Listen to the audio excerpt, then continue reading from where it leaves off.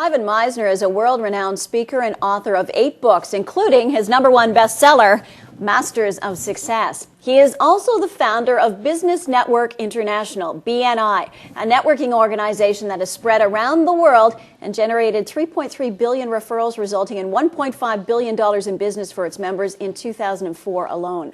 Ivan Misner is known as the networking guru, and I'm very pleased to have him in the studio with me right now. Nice to meet you, Ivan. Thank you for coming in. I guess the whole concept behind BNI is gaining through giving. Tell me about the success that creates. Well, the philosophy of giver's gain is really part of the social capital theory called the law of reciprocity. And, you know, it's not a transactional process. It's not like a coin-operated networking where you put the coin in and you get the candy. Okay. The idea is that you invest in relationships, and by investing in social capital and investing in relationships, it comes back around to you. I got to tell you, I'm the least new age kind of guy you'll ever meet in your life. But this works. I mean, it really works that when you build relationships with people, they want to do business with you and they want to help you. And I've seen literally tens of thousands of people build their business through this philosophy. Okay. What are the key traits of a networking master then? Tell me what they are. Well, I think, first of all, most business people are cave dwellers. They get up in the morning, they're in this large cave with a big screen TV. Yeah. Right? They go out to their car, they get into this little cave with 4 wheels called their car. They drive to this other really big cave with computers called their office. They stay there all day long. At the end of the day, they get back into their little cave with the 4 wheels, drive back to the large cave with the big screen TV, and they can't figure out why no one is referring them. Well, networking is a contact sport. You got to get belly to belly with somebody. You got to actually connect with people. I mean, have you ever gotten a haircut over the phone? No. No. You got to be there, right? Yeah. Well, networking is about being there, and a lot of people don't understand that you have to get out into the community, connect with people in a lot of different settings. That's probably one of the most important.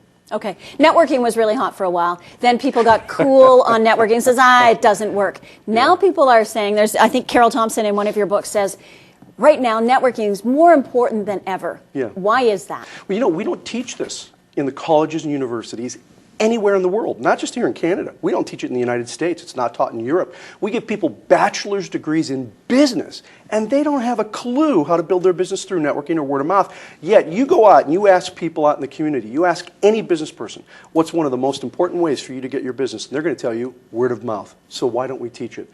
I think it's going to be more and more important as time goes on. Why more important as time goes on? I know you talk about us being these cave dwellers, and if you don't interact with people, you're not going to get anything. Right.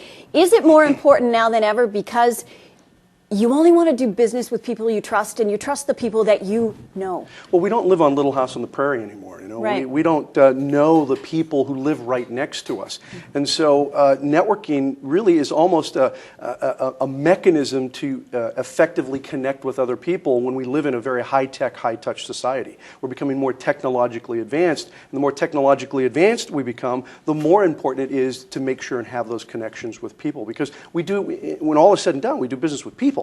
That's not right. machines. Okay. Let's talk about word-of-mouth marketing.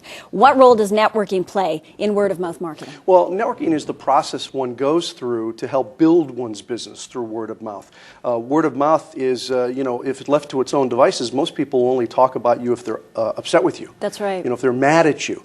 Most surveys, matter of fact, one of my favorite surveys was a Texas-based researcher who found that the average dissatisfied bank customer tells 10 people about their bad experience, and that those 10 tell 5 more, resulting in almost 50 horror stories. Now, we're talking about the average unhappy bank customer, not the bank customer who's really ticked off at the bank, just an average unhappy bank customer. Wouldn't it be wonderful if the average happy bank customer told 50 people about their good experience? But they don't. That's against human nature, yeah, isn't that's it? right. It really is. Which is amazing. People like to complain. You know, it doesn't do any good to complain to people. That's you know right. why? Because half the people you tell don't care, and the other half are glad you're worse off than they are. Exactly.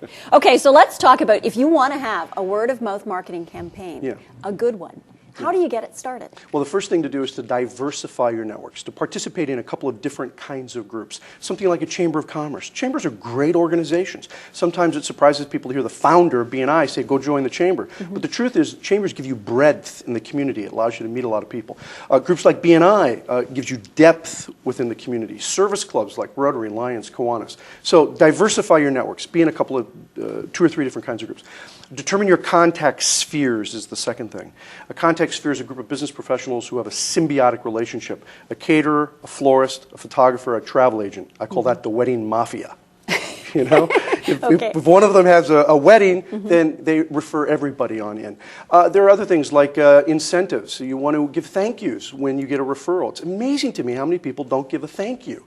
When they get business from somebody, they don't write out that thank you card or send an email or send a little gift. So, I mean, there are 3 steps right there. Probably the 4th and most important of all is that you have to understand that the process is more about farming than it is about hunting. That it's about cultivating relationships with other people. This is not a get-rich-quick scheme. This is a way to build a solid foundation for a long-term successful business. You talk about us being cave dwellers. Are you noticing, because you travel around the world, I do. You see a lot of people, are we becoming less and less human, do you think? No, I think we're becoming very reliant on technology, but because we're reliant on technology, there's this great desire that people have to connect one-on-one with other people. I mean, this transcends, the kind of program that I run with BNI transcends our cultural differences. We operate this program in 26 different countries. Why? Because we all speak the language of referrals.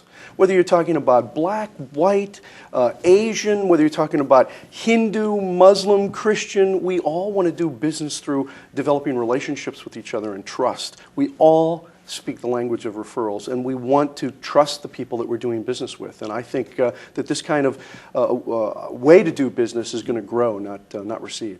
When you talk about word-of-mouth marketing and you try and sell it to a business, what do you tell them the success it will bring?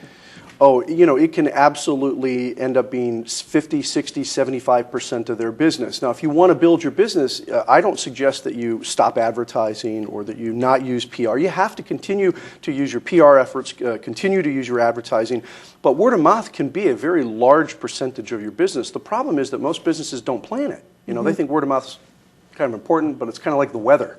You know, not much you can do about the weather, but you can control word of mouth.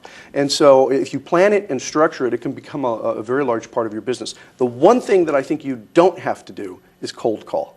I believe you as a business can completely cut out cold calling by increasing the amount of word of mouth that you generate for your business. I think you just sold the whole concept to a lot of people because people hate cold calling. Absolutely. Ivan, it has been a pleasure speaking to you. I hope we'll get a chance to talk to you again. Thanks for coming in. My pleasure.